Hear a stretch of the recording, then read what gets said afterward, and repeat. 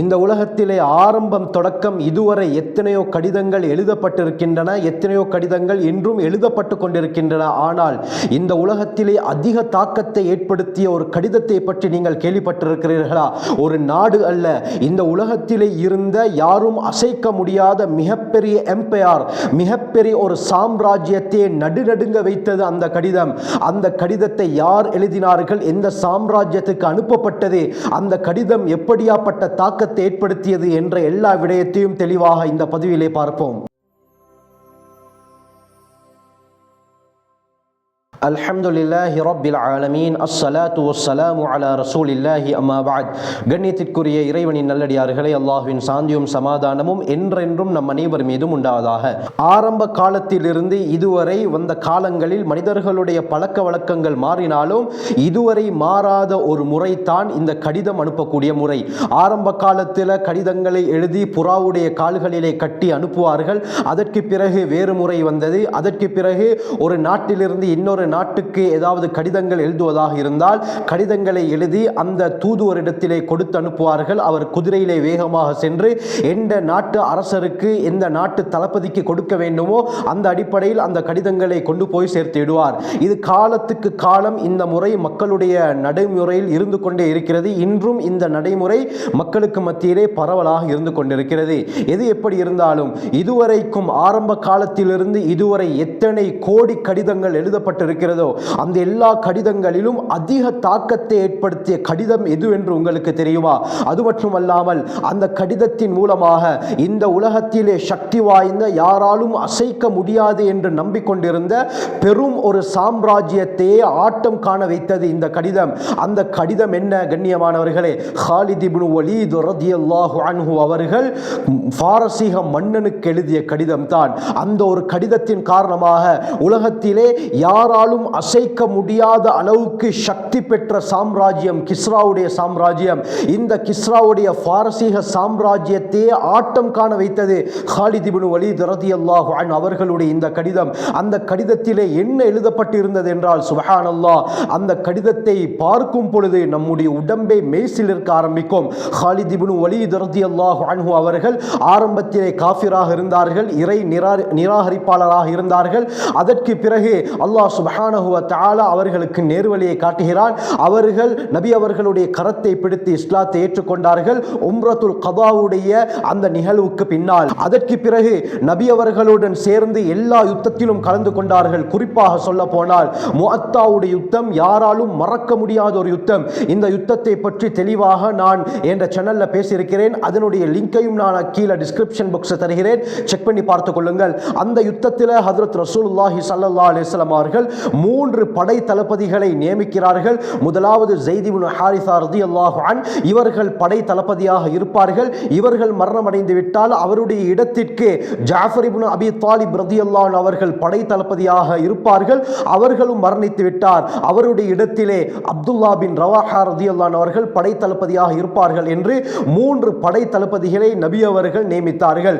எது எப்படி இருந்தாலும் கண்ணியமானவர்களை, முஸ்லிம்களுடைய படையினர் 3000 பேர், ரோமர்களுடைய படை 4 லட்சம் பேர். இந்த யுத்தத்திலே 3 தளபதிகளும் ஷஹீதாக்கப்பட்டார்கள். நபி அவர்கள் ஏற்கனவே சொல்லியிருந்தார்கள், இந்த 3 பேரும் மரணித்து விட்டால் நீங்கள் யாரை விரும்புகிறீர்களோ அவர்களை படை தளபதியாக ஆக்கிக் கொள்ளுங்கள் என்று சொன்னதற்கு பிறகு கண்ணியமானவர்களே, நபி அவர்கள் சொன்ன பிரகாரம் இந்த 3 பேரும் அந்த யுத்தத்திலே ஷஹீதாக்கப்பட்டார்கள். அதற்கு பிறகு மக்கள் ஹாலித் இப்னு வலீத் ரலியல்லாஹு அன்ஹு அவர்களை படை தளபதியாக தேர்ந்தெடுக்கிறார்கள். கண்ணியமானவர்களே, அந்த முஅத்தாவுடைய யுத்தத்தில் ஹாலித் இப்னு வலீத் ரலியல்லாஹு அன்ஹு அவர்களுடைய அந்த யுத்த தந்திரம், அவர்களுடைய திட்டமிடல், அவர்களுடைய வீரத்தை பார்த்த ஸல்லல்லாஹு அலைஹி வஸல்லம் ஸைஃபுல்லாஹ், அல்லாஹ்வுடைய வாள் என்பதாக ஹாலித் இப்னு வலீத் ரலியல்லாஹு அவர்களுக்கு பட்டம் சூட்டினார்கள்.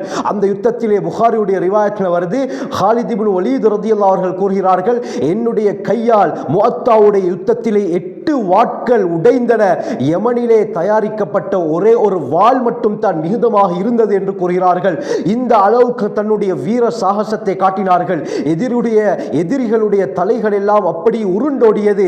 இந்த சந்தர்ப்பத்தில் 4 லட்சம் படையினர், ரோமர்களுடைய படையினர் இந்த 3000 முஸ்லிம்களுடைய படையினரை எதிர்கொள்ள முடியாமல் ஓட்டம் பிடித்த வரலாறு இந்த உலகம் மறக்காது. கண்ணியமானவர்களே, 4 லட்சம் பேர் 3000 பேருக்கு முன்னால் தோற்றார்கள், ஓட்டம் பிடித்தார்கள், அந்த மைதானத்தை விட்டு புறமுதுகு காட்டி ஓடினார்கள். இதற்கு முக்கியமான காரணம் காலித் இப்னு வலீத் ரலியல்லாஹு அன்ஹு அவர்கள் தான். இந்த காலித் இப்னு வலீத் ரலியல்லாஹு அன்ஹு அவர்கள் எப்படியாப்பட்ட மாவீரன் என்றால் உலகம் கண்டிராத மாவீரன். கண்ணியமானவர்களே, 100க்கு மேற்பட்ட யுத்தங்களிலே படை தளபதியாக சென்று ஒரு யுத்தத்திலும் தோல்வியை சந்தித்தது கிடையாது.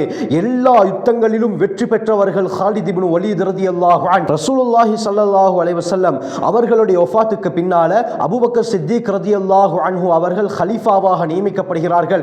இந்த சந்தர்ப்பத்தில் காலித் இப்னு வலீத் ரலியல்லாஹு அன்ஹு அவர்களுடைய தலைமையில் இஸ்லாமிய படையை ஈராக்குடைய பகுதிகளிலே யுத்தம் செய்வதற்காக வேண்டி அனுப்பி வைக்கிறார்கள். ஈராக்குடைய ஒவ்வொரு ஊரையும் காலித் இப்னு வலீத் ரலியல்லாஹு அன்ஹு அவர்கள் கைப்பற்றுகிறார்கள். இன்ஷா அல்லாஹ் வரக்கூடிய காலங்களில் அந்த ஒவ்வொரு ஊரையும் எப்படி கைப்பற்றினார்கள் என்ற விடயத்தை ஒவ்வொரு பதிவில் இன்ஷா அல்லாஹ் தெளிவாக பேசுகிறேன்.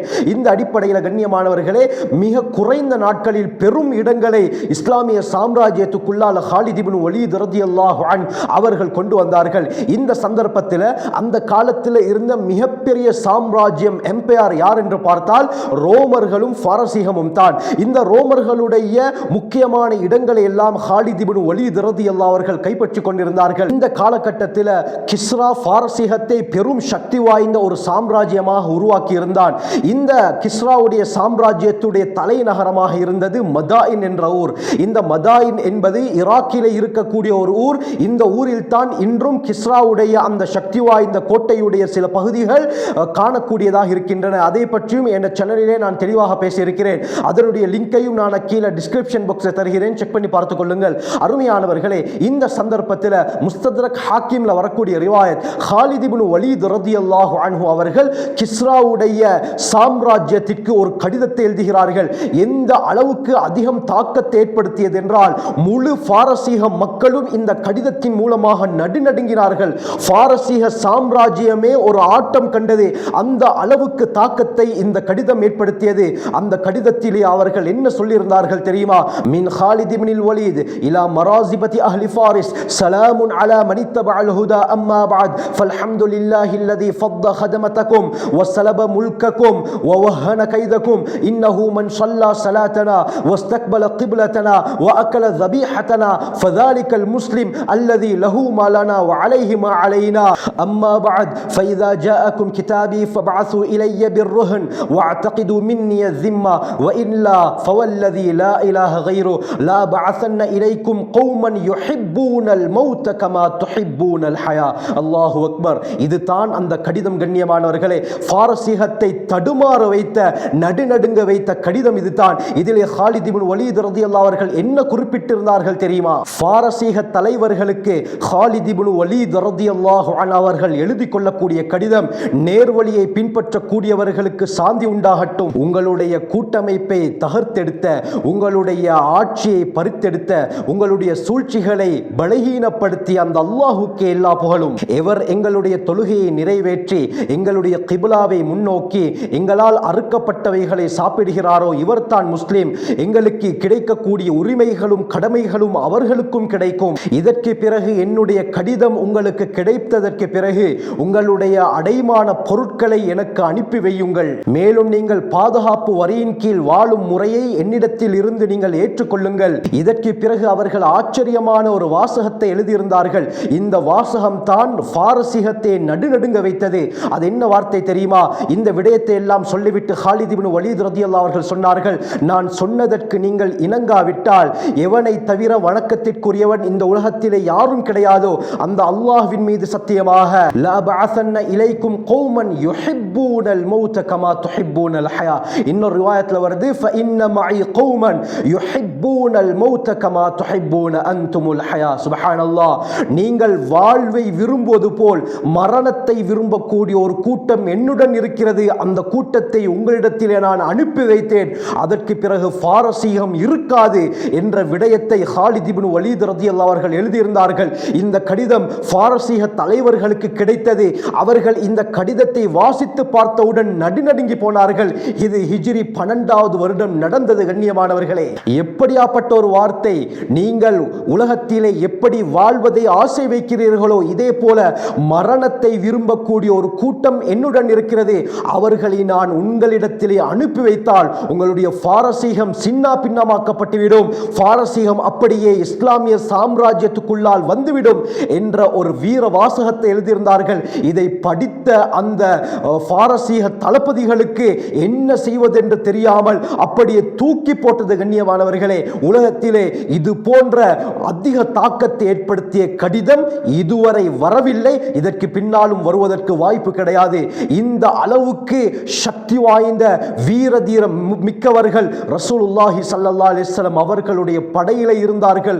உலகம் கண்டிராத மாவீரன் கண்ணியமானவர்களே காலித் இப்னு வலீத் ரலியல்லாஹு அன்ஹு அவர்கள். சில இடங்களிலே காலித் இப்னு வலீத் ரலியல்லாஹு அன்ஹு அவர்களுடைய பெயரை கேட்டவுடன் அந்த நாட்டிலே இருந்தவர்கள் எல்லாம் தங்களுடைய பொருட்களை எடுத்துக்கொண்டு வேறு இடத்திற்கு போன வரலாறுகளும் இருக்கின்றன. இந்த அளவுக்கு உலகத்தை புரட்டி போட்ட ஒரு மாவீரன் காலித் இப்னு வலீத் ரலியல்லாஹு அவர்கள். நாங்கள் கதைகளிலே தான் இவ்வாறான விடயங்கள் எல்லாம் கேட்டிருக்கிறோம், ஆனால் இது உண்மையில் நடந்தது. கண்ணியமானவர்களே, இதே போல பாரசீகர்களுக்கு இன்னொரு கடிதத்தையும் காலித் இப்னு வலீத் ரலியல்லாஹு அவர்கள் எழுதினார்கள். தபரானியில் வரக்கூடிய ரிவாயத், அபு வாயில் ரலியல்லாஹு அன்ஹு அறிவிக்கிறாங்க, ஹஜ்ரத் காலித் இப்னு வலீத் ரலியல்லாஹு அவர்கள் பாரசீக படை தளபதிகளுக்கு ஒரு கடிதத்தை எழுதினார்கள்.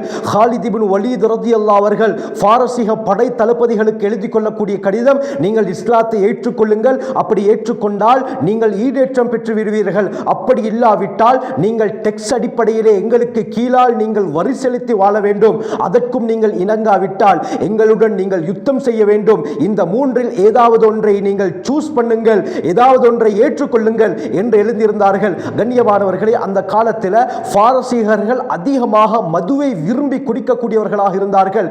இந்த கடிதத்தில் காலித் இப்னு வலீத் ரலியல்லாஹு அவர்கள் கடைசியிலே ஒரு வாசகத்தை எழுதியிருந்தார்கள். என்ன சொன்னார்கள் தெரியுமா?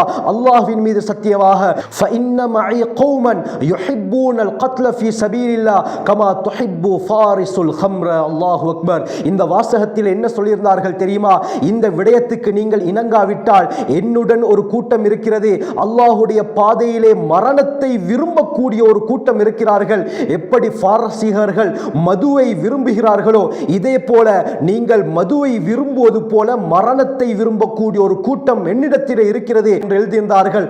பயந்தார்கள். கண்ணியமானவர்களே, சில நாட்களிலேயே எத்தனையோ சாம்ராஜ்யங்கள் காலித் இப்னு வலீத் ரலியல்லாஹு அன்ஹு அவர்களுடைய காலடிக்கு கீழால் வந்த சரித்திரத்தையும் நாங்கள் கேள்விப்பட்டிருக்கிறோம். இது போன்ற ஏராளமான இன்னும் எத்தனையோ சாகச வரலாறுகள் இருக்கின்றன.